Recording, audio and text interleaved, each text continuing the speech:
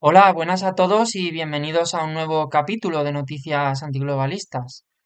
Eh, yo la verdad es que cada semana que pasa, conforme voy leyendo las noticias, más me convenzo de que somos nosotros, las personas, quienes tenemos que movernos activamente para hacer algo contra esas agendas que indudablemente las organizaciones internacionales, aparentemente todopoderosas, eh, están ejecutando en los países de Europa, pero también del conjunto del mundo, porque son ideas que ya tienen alcance global y, y podemos hacer desde simples acciones individuales que podemos adoptar en nuestra vida cotidiana hasta boicots o hasta salir a la calle a informar a otras personas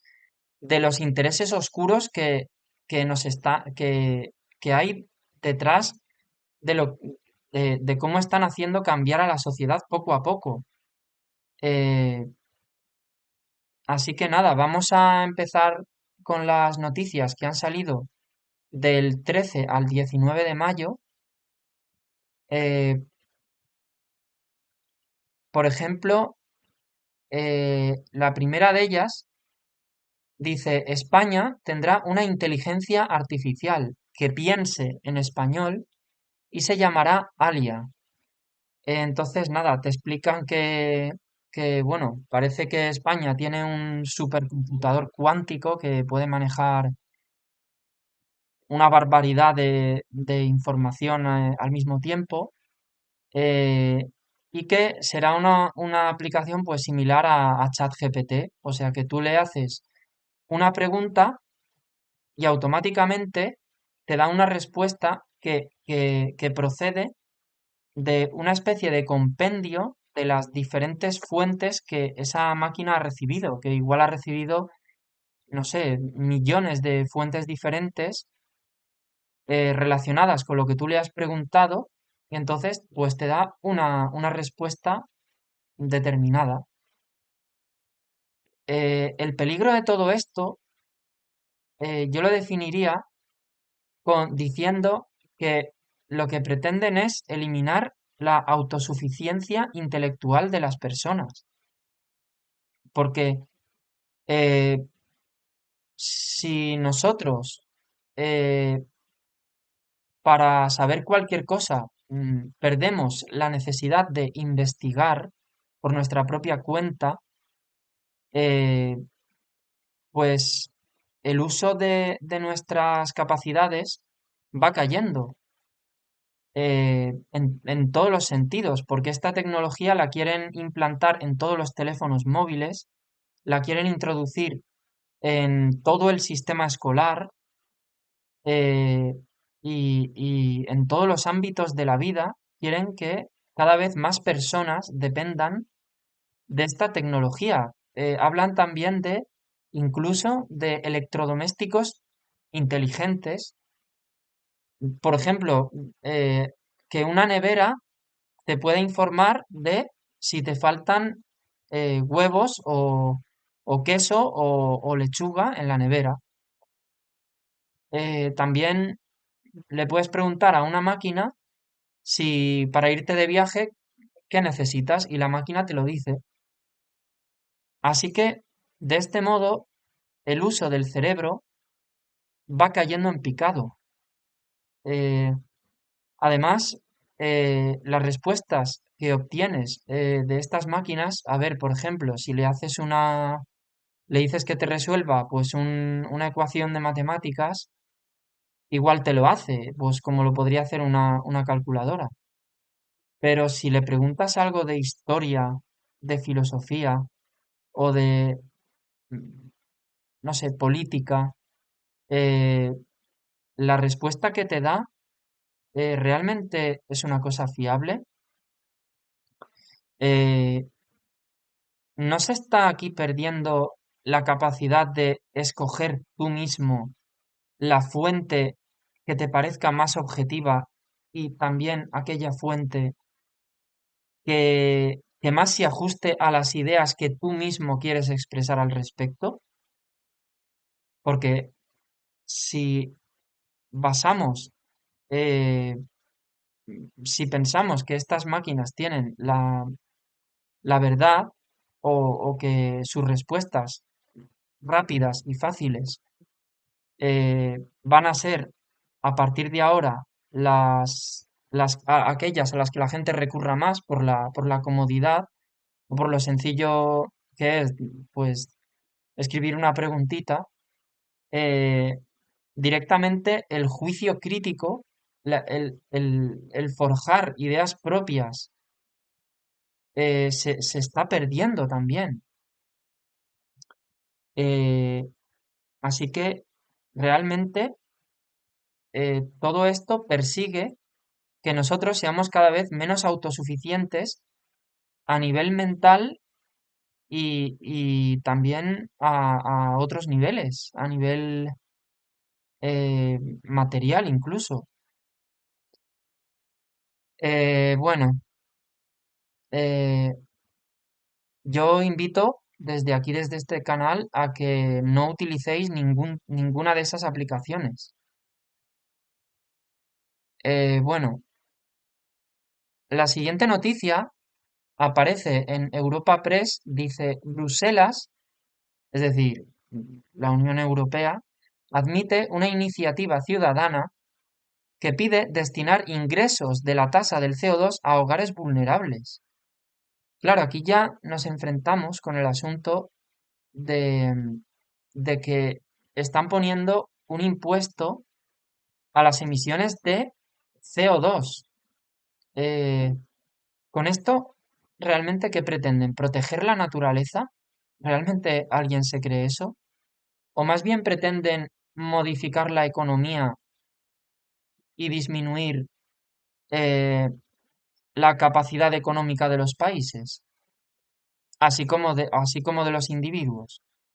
Em, Porque si seguimos leyendo la noticia, bueno, la iniciativa se llama Salvemos el planeta trasladando los impuestos del trabajo a las emisiones de gases de efecto invernadero. En fin. Pero fijaos, esta iniciativa solicita a la Comisión Europea que fortalezca el sistema de fijación de precios del carbono, estableciendo una eliminación gradual más rápida de los derechos de emisión gratuitos. Es decir, eh, quieren eliminar la posibilidad de que tener unas emisiones de CO2, pensad que prácticamente cualquier cosa emite CO2. No solamente la quema de combustibles fósiles, sino casi cualquier actividad económica, vamos.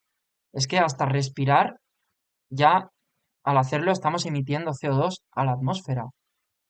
Eh, bueno, pues a todo esto, quieren que nada de ello sea gratis.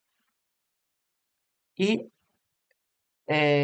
la asociación esta también pide que haya un precio de carbono sin límite, o sea, que no haya un límite para el precio del carbono, que pueda ser altísimo ese precio, hasta que se logren las agendas políticas que tienen para lograr los objetivos de reducción de emisiones. Pero claro, bajo esa reducción de emisiones o esa neutralidad de emisiones que dicen, evidentemente hay un interés de tener un control sobre toda la economía, impedir que sea em, fácil para un país utilizar sus propios recursos para tener una autonomía económica.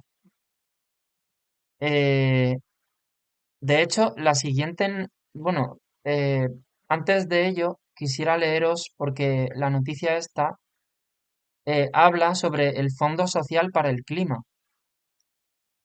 Esta asociación pide eh, dar una parte sustancial de los ingresos del precio del carbono a hogares con bajos ingresos y reforzar el Fondo Social para el Clima de la Unión Europea. Entonces, si nos vamos a la página oficial del Parlamento Europeo, donde hablan de este Fondo Social para el clima, una de las medidas dice, eh, lo que pretenden es reducción de los impuestos y tasas sobre la energía o concesión de otras formas de ayuda directa para hacer frente al aumento de los precios del transporte por carretera y del combustible para calefacción. Es decir, es muy gracioso porque ellos primero te ponen unos impuestos para el carbono, para el consumo de combustible, para el transporte. Y claro, si haces lo que ellos quieren que hagas, adoptas los modelos energéticos que ellos te digan, entonces te reducirán esos impuestos. Oye, no está mal la cosa.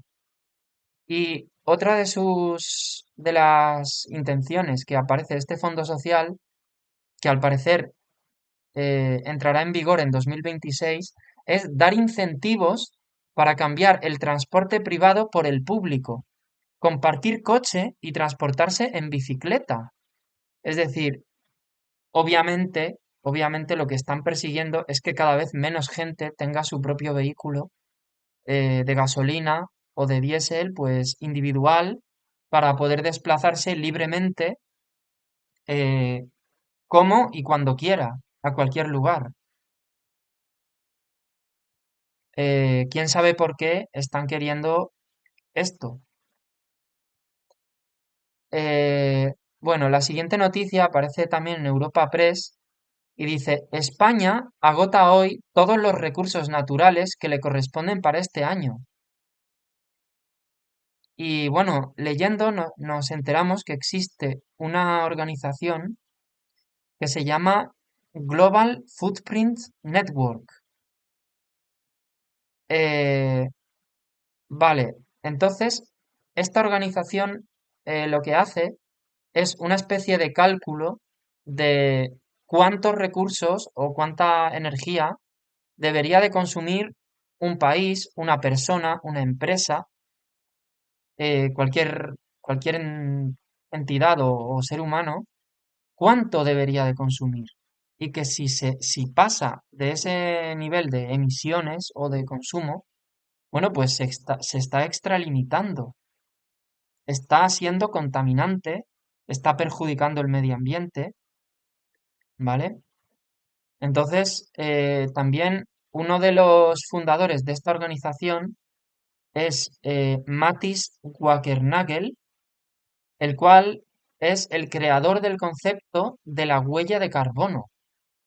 Eh, la huella de carbono es eh, un, un concepto en realidad totalmente pseudocientífico, ya que, eh, como eh, en otro vídeo lo explicaremos, eh, el CO2 en realidad no es un contaminante ambiental, no está destruyendo la naturaleza. Lo que afecta a la naturaleza son otro tipo de factores industriales, pero no el CO2. Así que todo esto, eh, al final, es una pseudociencia que se ha creado para ejecutar unos intereses políticos y sociales.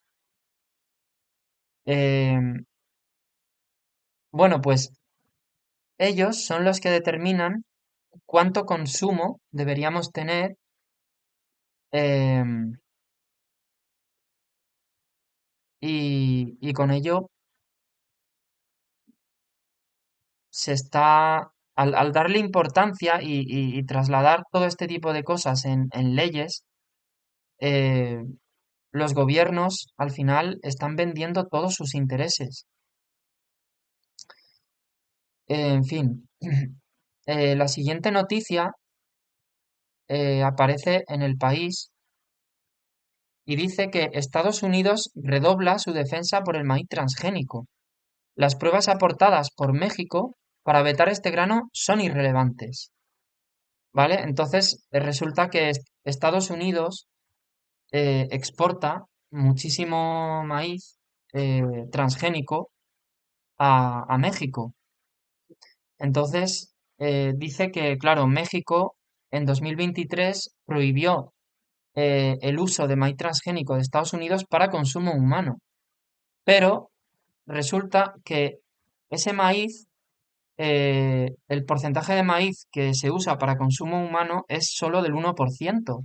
El resto de las exportaciones que siguen permitidas se usan para alimentación animal o para usos industriales del maíz, del almidón y demás.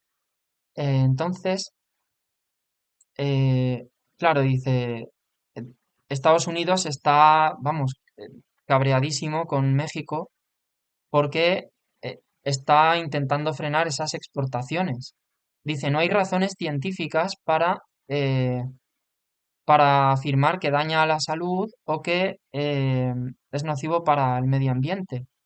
Claro, sin embargo, hay muchos más factores a tener en cuenta, porque otro artículo del National Geographic dice y lo explica, ¿por qué el maíz de Estados Unidos es una amenaza para México? Claro, pensad que el maíz transgénico se cultiva en grandes extensiones de monocultivo, solamente se cultivan unas pocas variedades y, em, y mm, utilizan, o sea, al exportarlo a México, eh, pueden acabar, hacen una competencia enorme con los pequeños cultivos locales, que allí se llaman milpas, pues cultivos familiares, cultivos de pequeños agricultores. Al final están destruyendo todo ese modo de vida. Además, también dice el artículo que las variedades tradicionales y locales son más resistentes a las plagas, mejor adaptadas al clima, consumen menos agua, consumen menos pesticidas. Pero claro, al parecer todo esto para Estados Unidos y, bueno, para las grandes empresas que controlan y que se benefician de estos transgénicos, pues resulta completamente irrelevante. Claro, porque ellas quieren el control total de la agricultura y la alimentación es uno de los pilares de la autosuficiencia personal o familiar. Así que, evidentemente, están muy interesadas en destruir a las pequeñas familias que cultivan eh, y a los pequeños agricultores, igual que pasa aquí en España. También la Unión Europea, con sus regulaciones, está destruyendo a los agricultores por completo, importando fruta y verdura de otros países, donde hay muchísimos más pesticidas, em, poniendo unos precios bajísimos con los que los productos españoles no pueden competir, o italianos o griegos. Esto está pasando en todo el mundo, porque al final, si no hay pequeños agricultores, pues unas cuantas empresas se quedan con todo y la soberanía alimentaria y la autosuficiencia personal pues se pierden, y al final es a lo que tiende toda esta gente. En fin, otra noticia que quería comentaros aparece en Onda Cero. Dice, una nutricionista advierte del inesperado aditivo de los yogures de fresa. Su color no procede de la fruta. Y bueno, lo que desvela, entre comillas, una nutricionista es que eh, el color rosa de los yogures industriales lo extraen eh, de unas cochinillas de- de las plantas que al machacarlas producen un tinte y luego este carmín que se llama pues se añade a los yogures. Además, esto en realidad no es, una novedad. Esto se sabe desde hace mucho tiempo. Lo que pasa es que quizás la gente no se termina de informar de los aditivos que que llevan los alimentos que compran. Eh, y no es el único. Por ejemplo, en los productos de panadería se le echa estos que parecen las napolitanas brillantes por la superficie y tal. Eso es porque se le echa una laca, se llama goma laca, que procede de las deposiciones de unas orugas. Entonces, lo llamativo de esta noticia no es ya que un aditivo proceda de insectos, eh, sino que lo que estamos comiendo es completamente artificial. Incluso cuando compramos eh, verduras normales, esas verduras normalmente tienen trazas de pesticidas. Y eh, cuando, incluso si recurrimos al mercado ecológico, eh, nos encontramos que los productos más sanos o que llevan menos pesticidas o que llevan menos aditivos, que son más buenos para la salud, son el triple o el cuádruple de caros. Porque yo me he fijado en esto al intentar seleccionar productos más caros, perdón, productos más sanos, siempre te encuentras que son más caros que los que son más perjudiciales para la salud, incluso cuando no haya ningún motivo aparente que haga que su producción tenga por qué ser más cara. Es más, hay productos que yo diría que son más baratos de producir, pero como son más sanos, los ponen mucho más caros. Y a mí me llama la atención esa... porque esto es así, porque es que parece hecho a propósito. Parece que hay unos intereses por encarecer los productos más sanos siempre. Ya hablemos de cualquier sector de la alimentación, de lácteos, de verduras, de frutas, en fin, pasa con todo.